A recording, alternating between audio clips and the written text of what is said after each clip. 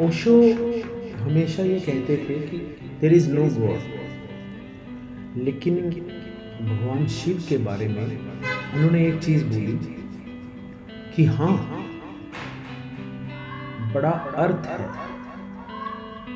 Yes, there is a great meaning, and it is the same Shiva who has given 112 methods of meditation to the world.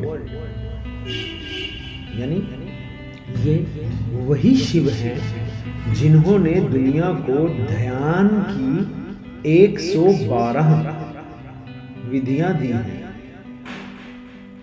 ऐसा बहुत कम होता है कि कोई आदमी अकेले ही सारा विज्ञान खत्म कर दे। शिव उन प्रतिभाओं में से एक है।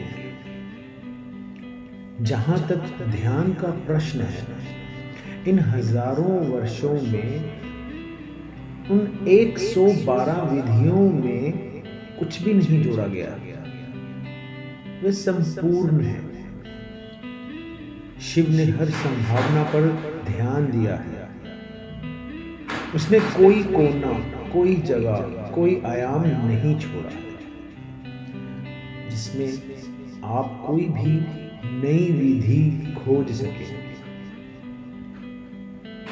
ओशो का मानना था कि निश्चित रूप से पूरी मानवता में किसी अन्य प्रतिभा की तुलना इस विचित्र व्यक्ति से नहीं की जा सकती। ओशो का मानना था कि there is no God, but there is some power. तो इसलिए उन्होंने भगवान शिव को या शिवा को एक पुरुष के रूप में, इंसान के रूप में पढ़ा, बताया। उनकी किताब है फ्रॉम बॉन्डेज टू फ्रीडम। उसका 11वां अध्याय आप पढ़िए, उसमें आपको पता चलेगा कि शिव उनकी नजर में क्या है। अपने एक प्रवास में, एक प्रवचन के दौरान उन्होंने बात करी कि भारत में हमने शिव को अर्धनारीश्वर के रूप में चित्रित किया है, आधा पुरुष आधा महिला। ये पूरी दुनिया में अपने प्रकार का एकमात्र प्रतीक है। शिव आधा पुरुष है, आधा स्त्री। आधे शिव और आधे पार्वती उनकी पत्नी।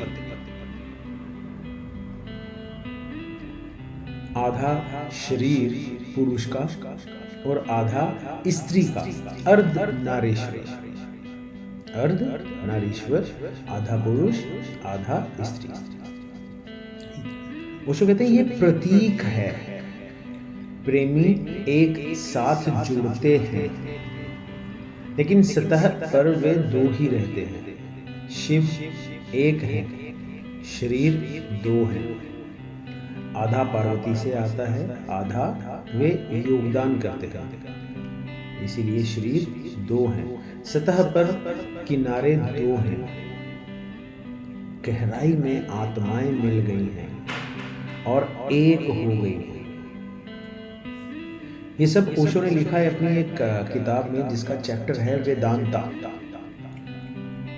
क्योंकि चूंकि ये एक प्रवचन में बोला था तो मैंने आपके साथ शेयर कर दिया, लेकिन जिस किताब का मैं जिक्र कर रहा हूँ, वेदांता 7 स्टेप टू समाधि, उसका 11वां अध्याय आप पढ़े, आपको समझ आएगा कि अर्धनारीश्वर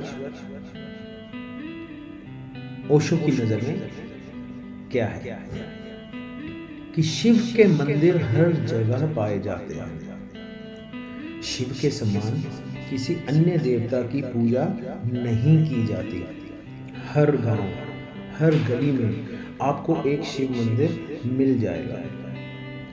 पेड़ों के नीचे आपको ऐसे पत्थर मिलेंगे जिनकी पूजा शिव के रूप में की जाती है। मेरी बात दोबारा सुने कि ओशो ने कहा कि पेड़ों के नीचे आपको ऐसे पत्थर मिलेंगे जिनकी पूजा शिव के रूप में की जाती है, क्योंकि वो शिव को एक मनुष्य की तरह ही बात कर रहे हैं, बता रहे हैं, एक मनुष्य के समान ही बता रहे हैं। तो कहते हैं कि ऐसा इसलिए है क्योंकि शिव के साथ दुनिया का अंत हो जाता है। यहाँ उन्होंने ओशो ने इनको देवता मान लिया, वह मृत्यु के देवता हैं और इसलिए पूजा के योग्य हैं।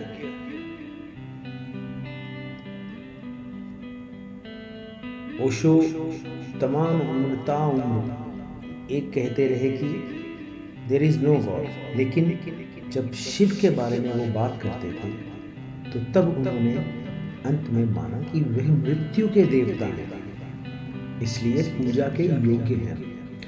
ब्रह्मा संसार को जन्म देते हैं, शिव इसका विनाश करते हैं।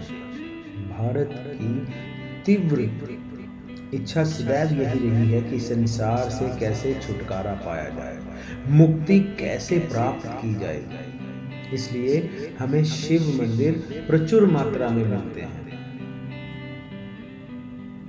एक किताब का जिक्र और करूंगा, द ट्रू नेम, उसका दूसरा वॉल्यूम और अध्याय 5वां, जिसमें शिव को मृत्यु का देवता कहा है। आप पढ़ेंगे, आप और ज्यादा खुलेंगे, आपके ज्ञान और में वृद्धि होगी, ज्ञान आपका बढ़ेगा। एक जगह ओशो ने बोला, शिव और उनकी पुस्तक विज्ञान भैरव तंत्र, मैंने इसके बारे में बात की। ये बहुत छोटा सा है, केवल 112 सूत्र, ये ओशो कहते हैं। आप इसे किसी पुस्तक के एक पृष्ठ या अधिकतम 2 पृष्ठों पर आसानी से लिख सकते हैं। मैंने इस पर 5 खंडों, हजारों पृष्ठों में बात की है। रहस्य की पुस्तक। ओशो कहते कि मैं ये नहीं कह सकता कि कोई अन्य पुस्तक विज्ञान भैरव तंत्र शिव की पुस्तक के समान संक्षिप्त रूप में मौजूद है। प्रत्येक सूत्र अपने आप में एक विधि है। मैं हमेशा जिक्र करता हूँ एक किताब का जिसका शीर्षक है बुक्स आई हैव लव्ड। अगर आप में से कुछ ने वो पढ़ी तो आप जान जाएंगे कि ये सब जो मैं बोल रहा हूँ ओशो ने अपनी इस किताब में भी लिखा है, वर्णन किया है, लेकिन उन्होंने ज़्यादा लिखा है। मैं कंक्लूडेड बता रहा हूँ। उसका 6वां अध्याय आप पढ़िएगा तो वो कंक्लूडेड है। उसमें विस्तार से लिखा है कि वो 112 खंड या विधियां, उनको विज्ञान तंत्र क्यों कहा, ओशो शिवा को मृत्यु का देवता क्यों कहते हैं। मैंने संक्षिप्त में बता दिया कि वो डिस्ट्रॉयर हैं, ब्रह्मा जिन्होंने विश्व का जन्म किया, पैदा किया, और भगवान शिव, लॉर्ड शिवा जो हैं वो डिस्ट्रॉयर हैं, यानी वो विनाश, उन्होंने विनाश किया। और भारत में ये ज़्यादा प्रचलित है कि किस तरह से मोक्ष प्राप्त हो जाए, इसलिए शिव के मंदिर आपको भारत में ज़्यादा मिलेंगे। तो बात करेंगे अगले पॉडकास्ट में कि ओशो किसी और के लिए क्या कुछ कह के गए हैं। तब तक अपना साथ बनाए रखिएगा। Don't forget to like, subscribe and share this channel. These kids are doing really work hard. They are really doing very hard work. और मेरे जैसा अज्ञानी जो जिसके पास चंद रिकॉर्डिंग्स हैं ओशो की, वही सुन के और ये कुछ किताबें पढ़ के मैं आपसे शेयर कर लेता हूँ कंक्लूडेड करके। कहीं गलती हो जाए तो माफ़ कीजिएगा, लेकिन इसको शेयर ज़रूर कीजिएगा। जल्द मुलाकात होगी। जय हो।